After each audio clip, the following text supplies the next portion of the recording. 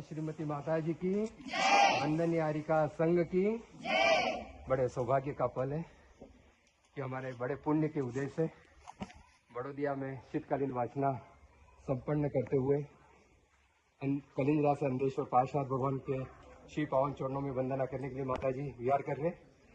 अपने सबका बड़ा सौभाग्य है कि माता जी को हमको अमृत लाभ सुनने का मौका मिलेगा। मैं माता जी से विनती करता हूँ कि बच्चों को ऐसी शिक्षा प्रदान करें जिनका इनके भविष्य ही बदल जाए। वंदे माता जी।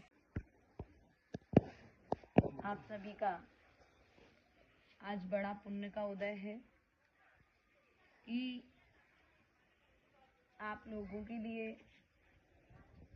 इस भारत भूमि पर जन्म लेने का सौभाग्य मिला और अपने आप को बड़ा गौरवशाली मानना कि हमने जिस भारत भूमि में जन्म लिया है वह भारत भूमि जन्म के साथ ही हम सभी के लिए कर्मयोगी बनना सिखाती है। आप सभी इस विद्यालय में अध्ययन करने के लिए आते हैं। ध्यान रखना, जैसे एक कुम्हार मिट्टी को मंगल कलश बना देता है, ऐसे ही कुम्हार की भांति हमारे शिक्षक हुआ करते हैं और जो स्टूडेंट होते हैं, जो विद्यार्थी होते हैं, वे माटी की तरह होते हैं और शिक्षक कुम्हार की तरह होते हैं और वे शिक्षक कुम्हार की भांति उस मट्टी की भांति विद्यार्थियों के लिए योग्य बना करके उन्हें भारत भूमि के लिए समर्पित कर देते हैं। आप सभी यहाँ इस विद्यालय में पढ़ने के लिए आते हैं। अपने माता पिता के परिश्रम को सदा ध्यान रखना।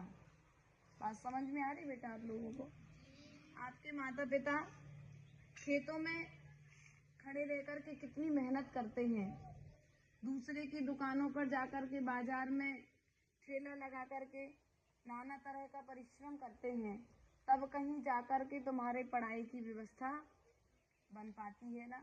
तो आप लोग भी अपने माता पिता को धोखा नहीं देना, खूब अच्छे से पढ़ाई करना और एक योग्य नागरिक बनकर के भारत देश को आगे बढ़ाने में अपना भागीदारी निभाना।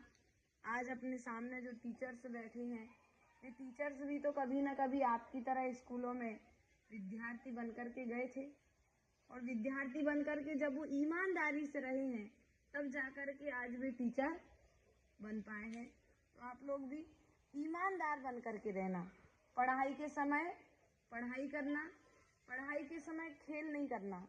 यदि योग्य बनना है तो पढ़ाई करो और यदि तुम्हें कुछ नहीं करना है अपनी जिंदगी में तो स्कूल आना भी आपका बेकार है कि नहीं है। इसलिए टीचर्स आपको जो भी पढ़ाते हैं उसे अच्छी ईमानदारी से पढ़ना, अपने टीचर का सदा सम्मान करना, कभी टीचर को जवाब नहीं देना। टीचर यहाँ पर यदि आपको 4 घंटे पढ़ाते हैं तो घर पे जाकर के लगभग आपको 2 घंटे तो अध्ययन करना चाहिए। 2 घंटे आप घर पर पढ़ाई करोगे तो अच्छे से अच्छे नंबरों से पास होकर के पढ़ाई कर पाओगे। तो अपने जीवन को अहिंसामयी बना करके भारत देश के लिए, भारत भूमि के लिए समर्पित होकर के ज्ञान के अध्ययन करें।